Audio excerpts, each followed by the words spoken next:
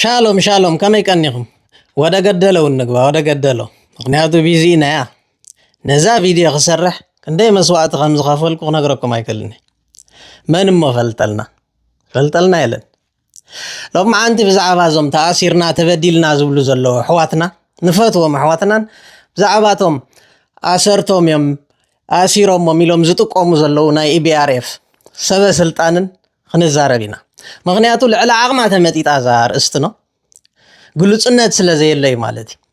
ሕጅቶም ተኣሲርና ተበዲልና ዝብሉ ዘለዉ ኣሕዋትና መን ኣሲርኩም ብምንታይ ምክንያት ተኣሲስኩም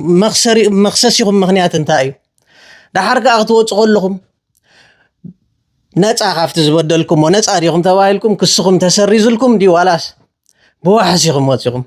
ብዋሕስ ተኾንኩም ወፂኹም ከዓ ብክንደይ ዋሕስ ብዋሕስ ተወፅእ ተኾንካ ወይ ብገንዘብ ትመን እዩ ገንዘብ ትኸፍሎ ወይ ከዓ ሰብ ተምፅእ ሕድስ ገንዘብ ዲኹም ከፊልኩም ክንደይ ድሕር ብገንዘብ ኣይኮንና እንድብሉ ኮይኖም ከዓ እሞ መን ዳኣ ተዋሒስኩም ቶም ሰባት ከምዚ ኢሉ ዝሓትት ሰብ የለን ንዝታት ክምልስዎ ይግባእ ማለት እዩ በቶም ኣሰርቶም እዮም ተባሂሎም ዝጥቆሙ ዘለዉ ኣሕዋትና ከዓ እንተዳ ደይኣሰርዎ ደይወዓልዋ ኮይኖም ኣይወዓልናያን ኢሎም እቶም ኣብ ቅድሚት ዘለዉ ስልጣን ዝሓዙ ሰባት ንህዝቢ ከብርህሉ ይግባእ ማለት እዩ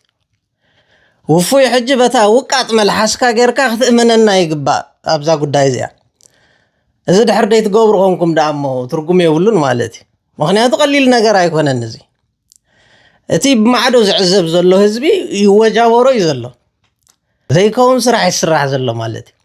እንተ ደኣ ደይወዓልኩማ ኮንኩም ንህዝቢ ክትእምኑ ክትክእሉ ኣለኩም እንተ ደኣ ውዒልናዮ ኢና ዝበሃል ኮይኑ ከዓ that's fine ህዝቢ ሲ ኣብቲ በፂሕኩሞ ዘለኹም ደረጃ የድንቆኩምን ባእኹም ተኣማንነት ይውስኽ እምበር ጌጋ እዩ ዝብለኩም ኣካል የለን ማለት እዩ ምክንያቱ ቤት ማእሰርትስ ኣብ በዓል ኤርትራ እዩ ከምዚ ዘፍርሕ መሕቀቂ ቦታ ከም ሆሮር ጌርና ንሪኦ እምበር ኣብ በዓል ኢትዮጵያ ናይ ሕጊ ዓዲሲ ቤት ማእሰርቲ ይኮነን ሽሙ ኸማን ንባዕሉ በአምሓርኛ ማረሚያ ቤት እዩ ዝበሃል ብትግርኛ ከዓ ኣብ በዓል ትግራይ ቤት ህንፀት እዩ ዝበሃል ስለዚ እዞም ሰባት እዚኦም ቃልሲ ክተዓናቕፉ ክብድሉ ስለ ዝረኣናዮም ኣሕዋትና እዮም ቤት ህንፀት ኢትናዮም ክህነፁ መታን ወይ ከዓ ማረሚያ ቤት ኢትናዮም ክእረሙ ተኣሪሞም ከዓ ወፂኦም ክትብሉ ትኽእሉ ኢኹም ሰበ ስልጣን ኢኹም ክወስኹም ሕጂ ምክንያቱ ንፁርነት የለን ተገይሩ ተኾይኑ ብከምዚኣ ትተሓልፍዋ ፅቡቕ ነይሩ ዝበደለ ሰብ ማረሚያ ቤት እትዎ ተኣሪሙ ከዓ ወፅእ ኣይሐቀቕኩሞምን ኣይበደልኩሞምን ብሂወት ኣይፈረድኩሞምን እንቋቆሚ ይኮነ ዝበደለ ዳኣ እሞ ቴሌፎኑ እንዳተዛረበ ኮሎኪዮ እንዳኣተወ ስድሩ እንዳበፅሕዎ ንሕና እኮ ብኤርትራ ሰብ ክእሰር የብሉን ኢልና ኣይኮናን ንካታዕ ዘለና ዝበደለ ሰብ ዳ ይተኣሰር ግን ቤት ፍርዲ ቀርብ ኣሎ ገበኑ ክፍለጥ ክኽእል ኣሎ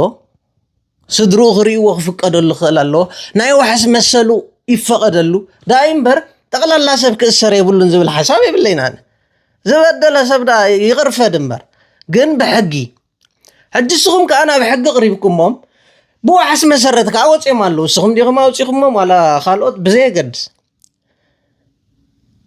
ቃልሲ የተዓናቕፉ ነይሮም እቲናዮም ኢልኩም ህዝቢ ክትእምኑ ትኽእሉ ነይርኩም ኢኹም